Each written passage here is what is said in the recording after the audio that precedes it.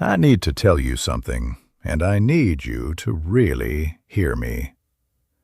That thing you're chasing, the money, the promotion, the house, the body, the respect, whatever it is that you think is going to finally make your life work, it's not going to give you what you think it will. I'm William, 77 years old, and I spent 50 years of my life running after things that were never going to fill the hole I was trying to fill. 50 years. That's a long time to be chasing the wrong thing. So sit with me for a few minutes, because what took me half a century to figure out, I'm going to try to give to you right now. And maybe, just maybe, you won't waste as much time as I did. We all do this thing. We all say, I'll be happy when. I'll be happy when I get the promotion. I'll be happy when I pay off the house. I'll be happy when I retire. I'll be happy when people finally respect me. I said that my whole life, my whole damn life. And you know what? I got the promotion. I paid off the house.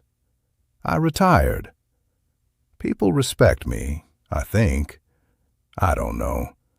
At 77, you stop keeping track. But here's what nobody tells you. When you get the thing, there's always another thing. Always. The finish line moves. You think you're almost there, and then you look up and it's further away than when you started. I spent 50 years running toward a finish line that didn't even exist. Let me tell you something about myself that I'm not proud of. I grew up poor. Not starving poor, but poor enough to know it. My father worked at a factory his whole life. Came home tired every single night, hands all beat up, and people still looked at him like he was nothing, like he didn't matter. I watched that. I was maybe 10, 11 years old, and I watched how people treated my father. And something in me said, that's not going to be me. I'm going to be somebody. I'm going to make people respect me. So that's what I did. I worked. Lord, I worked 60, 70 hours a week sometimes. Missed my kids growing up. Missed dinners. Missed baseball games. Missed everything. But I was building something. I was becoming somebody. By 52, I was a vice president, corner office. People called me Sir. My name was on the door. And you know what? I felt nothing. I mean, not nothing. I felt, I don't know how to describe it, empty. Like I climbed all the way up this mountain, and when I got to the top, there was nothing there. Just another mountain. I remember sitting in that corner office, door closed, looking out the window, thinking, this is it. This is what I gave up everything for. It took me another 20 years to understand what had happened. 20 years. I'm a slow learner, I guess. Here's what I finally figured out. I wasn't chasing money. I wasn't chasing titles. I wasn't even chasing respect. Not really. I was chasing a feeling. I wanted to feel like I was enough, like I mattered, like I was worthy of being here. That's what I was really after. And I thought if I just achieved enough, if I just climbed high enough, I'd finally feel it. But you can't get that feeling from a job title. You can't get it from a paycheck. You can't get it from people calling you Sir. That feeling, the feeling of being enough, I could have given that to myself the whole time. I didn't need anyone's permission. I didn't need to earn it. I just needed to decide. Decide that I was worthy, that I mattered, that I was enough exactly as I was. I could have done that at 25. I did it at 73. That's 48 years I spent trying to earn something that was already mine. The same thing happened with my marriage. Different story, same mistake. I thought if I provided enough, if I gave my wife the house, the cars, the nice things, she'd be happy. We'd be happy. That was my job, right? Provide. So I provided. I provided the hell out of that marriage. But you know what my wife actually wanted? She wanted me present, listening, there. And I wasn't. I was at work, or thinking about work, or too tired from work to be any kind of company. We almost split up when I was about 48. And it wasn't because I wasn't successful. It was because I was gone. Even when I was home, I was gone. She told me once, I remember this clear as anything. She said, "William, I don't need the money. I need you. I need you to look at me. I need you to hear me. I need you to be here." And I didn't understand. I thought I was being here. I was paying the bills, wasn't I?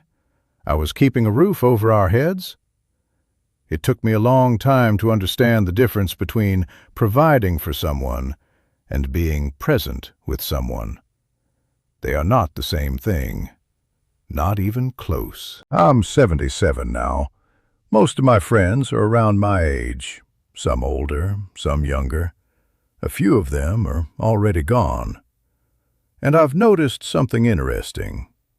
The ones who are miserable are still chasing, still comparing, still keeping score.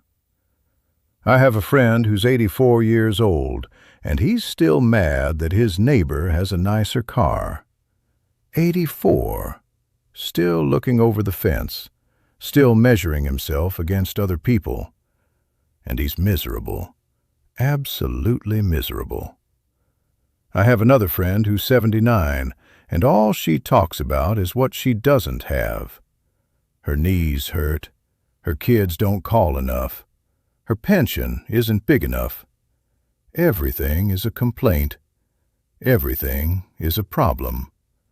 She's been unhappy as long as I've known her, and she's going to be unhappy until the day she dies, because she's still waiting for something outside of her to change so she can finally be okay. But then I have other friends, and these people, I don't know what it is exactly, but they've got something.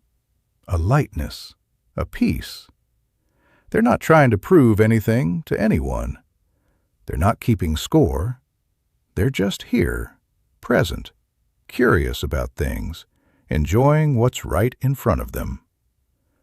My friend Earl, he's 86, and this man is the happiest person I know. He doesn't have much, little apartment, fixed income, health isn't great. But he wakes up every morning grateful. He's always learning something new, reading something, asking questions about things.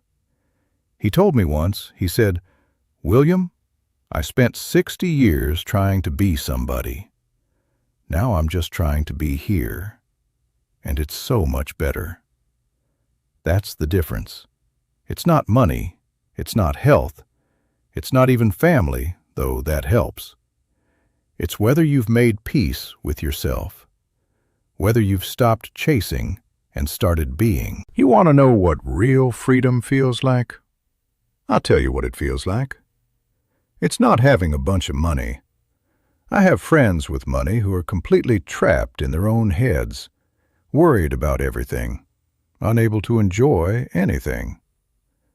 Real freedom is when the things that used to bother you just don't bother you anymore. When someone says something nasty and it rolls right off you like water. When you're not walking around needing everyone to like you. When you can look in the mirror, see a 77-year-old man looking back at you, and say, "Yeah, that's me, and I'm okay with that." Real freedom is not needing anything outside of you to be okay inside of you. And that, my friend, takes most people a lifetime to figure out. Some people never figure it out. They die still chasing, still waiting, still thinking happiness is just around the next corner. Here's the trap, and I want you to really understand this. You think once you get the thing, you'll finally be satisfied. But you won't. There's always another thing. I paid off my house when I was 58. Thought I'd feel free. Thought I'd finally relax. You know what happened? I started worrying about the next thing. Retirement savings, healthcare costs. What if the market crashes? What if this? What if that? The fear didn't go away when my circumstances changed. The fear just found something new to attach itself to. And that's when I realized something important.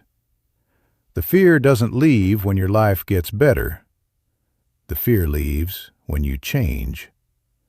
When you decide you're not going to let it run your life anymore. When you decide that you're okay right now, today, regardless of what happens tomorrow. That's an inside job. No amount of money can do that for you. No achievement, no relationship. It's something you have to do yourself. Everything I thought I wanted, the title, the money, the house, the respect, I didn't actually want those things. I wanted to feel safe. I wanted to feel like I mattered. I wanted to feel loved. And I was looking for those feelings in all the wrong places. I was trying to get them from my job, from my bank account, from other people's opinions.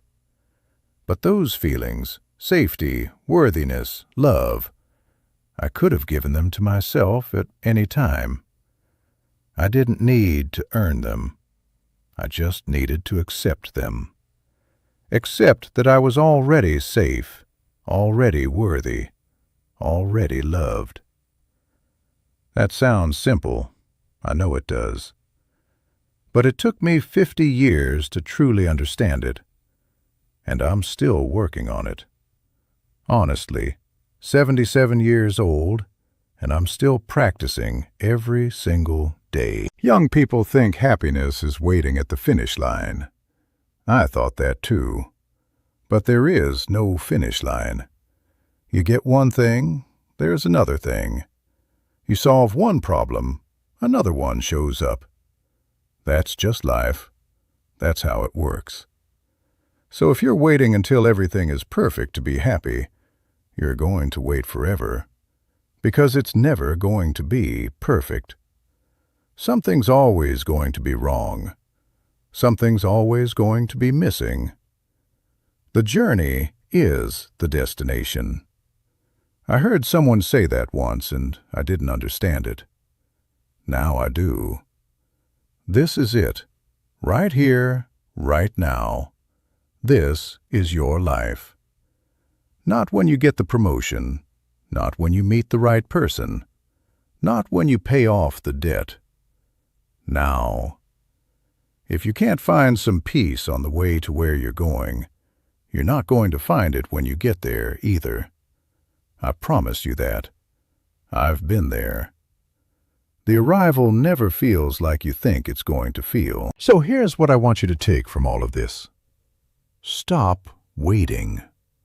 Stop telling yourself, "I'll be happy when." That's a lie. I believed that lie for 50 years, and all it gave me was 50 years of postponed living. Whatever you think you need to be happy, you don't need it.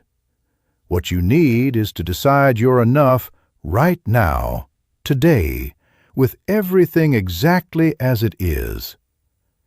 You're enough. You hear me? You are already enough. You don't have to prove it. You don't have to earn it. You just have to accept it. I'm 77 years old. I've made a lot of mistakes. I've chased a lot of wrong things. I've wasted a lot of time. But the one thing I know for sure is this. Everything you're looking for is already inside you. You just have to stop running long enough to notice. If this meant something to you, share it with somebody who's grinding themselves into dust, chasing something that's never going to make them whole. And tell me in the comments, what's your "I'll be happy when"? What are you waiting for? What would change if you just decided you were enough right now? Subscribe if you want more of these conversations.